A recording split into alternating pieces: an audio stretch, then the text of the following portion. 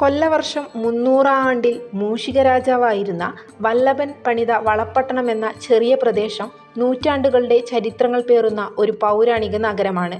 കേരളത്തിലെ ഏറ്റവും ചെറിയ ഗ്രാമപഞ്ചായത്തായ വളപട്ടണം എന്ന ഈ കുഞ്ഞു ദേശത്തിൽ ഏതാണ്ട് 28ഓളം പള്ളികളുണ്ട്.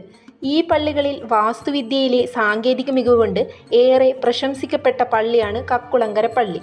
പൗരാണിക വളപട്ടണത്തിൻ്റെ അടയാളങ്ങളെ ഉടയാതെ കാത്തുസൂക്ഷിക്കുന്ന കക്കുളങ്ങര പള്ളിയുടെ നിർമ്മാണത്തിൽ അടങ്ങിയിട്ടുള്ള അത്ഭുതങ്ങളെയും സാങ്കേതിക വിദ്യകളെയും നമുക്കൊന്ന് പരിചയപ്പെടാം. പള്ളികളുടെ നഗരമാണ് വളപട്ടണം.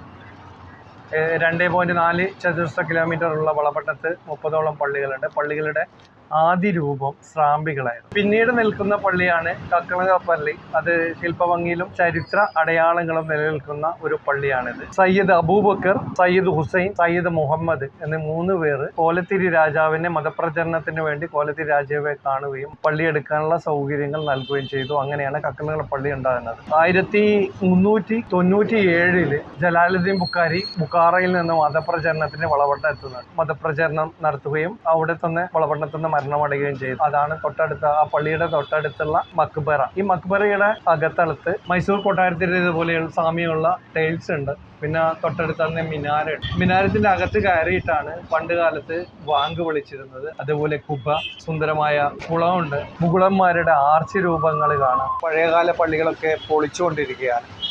അപ്പോൾ അത് പഴയകാല പള്ളികളിൽ നിന്നാണ് ചരിത്രങ്ങൾ നമുക്ക് കണ്ടെടുക്കാനും അത് പറയാനും അത് മറ്റുള്ളവർക്ക് കാണിച്ചു കൊടുക്കാനും കഴിയുക. എന്നാൽ ഈ പൊളിക്കുമ്പോൾ പഴയകാല ചരിത്രങ്ങളും ഇല്ലാതായിക്കൊണ്ടിരിക്കും. എന്നാൽ കക്കുളങ്ങര പള്ളി കേരള സർക്കാരിൻ്റെ പൈതൃക സംരക്ഷണത്തിൽ ഉൾപ്പെടുത്തിക്കൊണ്ട് അതിൻ്റെ കെട്ടിടം അതേപടി നിലനിർത്താനും അതിൻ്റെ ശില്പഭംഗിയും അതിൽ ചരിത്ര സൂക്ഷിപ്പും നിലനിർത്താനും MLA സുമേഷിൻ്റെയും ഗവൺമെൻറ്റിൻ്റെയും നേതൃത്വത്തിൽ ചെയ്യുന്നു എന്നത് ആഹ്ലാദകരമായ അല്ലെങ്കിൽ സന്തോഷകരമായ കാര്യമാണ്. വളപട്ടണം പാലം വന്നതോടുകൂടി പുതിയ നഗരങ്ങളും വ്യാപാര കേന്ദ്രങ്ങളും ജന്മം കൊണ്ടു. അതോടുകൂടി സഞ്ചാരി ഇബ്നു ബത്തൂത്തയുടെ പ്രകീർത്തനങ്ങൾക്ക് പോലും സാക്ഷിയായ വളപട്ടണം ചരിത്രത്തിൻ്റെ ആരും തുറക്കാൻ ആഗ്രഹിക്കാത്ത താളുകളിലേക്ക് പതിയെ ഒതുങ്ങിക്കൂടി. അങ്ങനെയൊരു ദേശത്ത് കക്കുളങ്ങര പള്ളി അതിൻ്റെ പൗരാണിക പ്രൗഢിയോടുകൂടി സ്ഥിതി ചെയ്യുമ്പോൾ അത് ചരിത്രാന്വേഷികൾക്ക് നൽകുന്ന ഊർജം ചെറുതല്ല.